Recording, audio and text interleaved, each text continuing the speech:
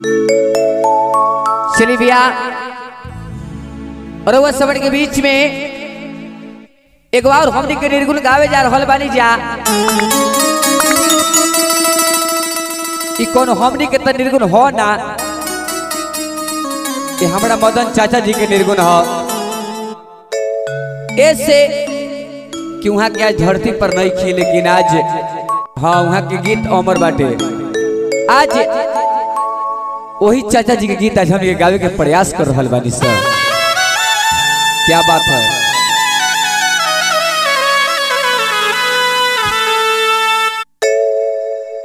कि छोरी इके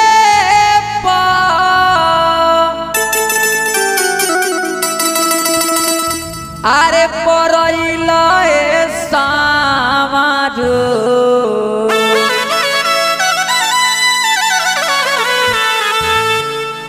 कि छोरी इके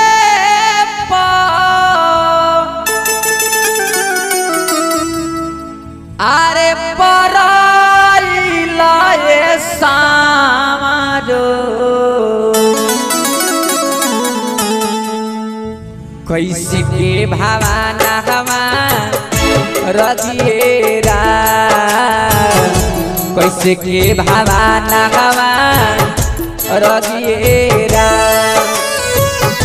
छोरी के परइला ए समाज, छोरी के परइला ए समाज, कैसे के भावना हवा रजिएरा, कैसे के भावना हवा रजिएरा।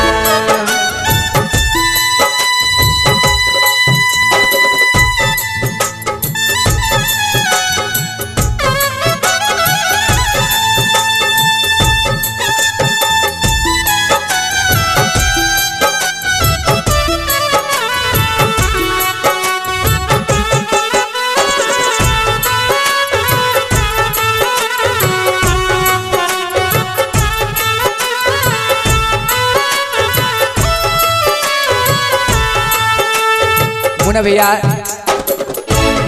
देखी का कहता लोग। जोगिया से कोइला पेठवाला न पतिया, रगी रगिया दे आवे तुम्हारे सुरातिया।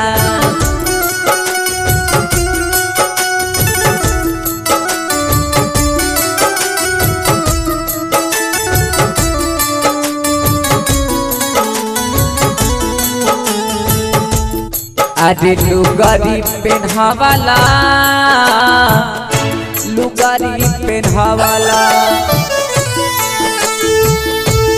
कि लुगा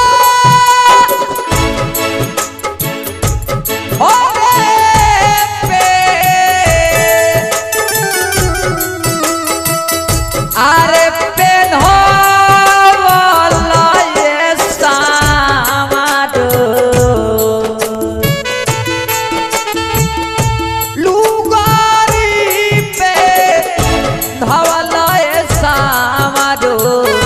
कैसे के भावना हवा रजिएरा, कैसे के भावना हवा रजिएरा,